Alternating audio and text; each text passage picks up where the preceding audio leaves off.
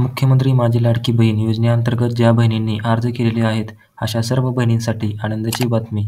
आत्ताच्या क्षणाची सर्वात मोठी ही बातमी असणार आहे. याचे मुख्य कारण म्हणजे महायुतीचा प्रचंड विजय या ठिकाणी झालेला आहे. महायुती सरकारच्या माध्यमातून मुख्यमंत्री माझी लाडकी बहीण योजना ही राबवली जात आहे. या योजनेमध्ये ज्या बहिणी पात्र झाले आहेत, त्यांचे अर्ज अपूर्ण झालेले आहेत. ज्यांनी अर्ज केलेले आहेत, त्यांचे अर्ज आत्ता या ठिकाणी अप्रूव्हल होणार आहेत. त्यांचे अर्ज पेंडिंगमध्ये आहेत, अशा महिलांना सुद्धा या ठिकाणी या योजनेमध्ये पात्र झाल्यानंतर त्यांच्या खात्यामध्ये राहिलेले हप्ते आणि येणारे हप्ते सुद्धा जमा होणारच आहेत. परंतु या ठिकाणी महायुती सरकारच्या माध्यमातून ज्या काही निवडणुकीच्या प्रचारामध्ये महायुतीचा जाहीरनामा प्रसिद्ध करण्यात आलेला होता.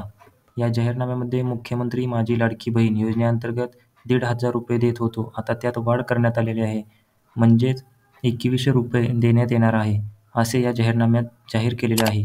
तुम्ही स्क्रीनवरती पाहू शकता, अनेक महिलांना पैसे भेटण्यास सुरुवात झालेली आहे, म्हणजेच 2,100 रुपये भेटण्यास सुरुवात झालेली आहे. कमेंटमध्ये तुमचे पैसे आले की नाही लवकरात लवकर कमेंट करा.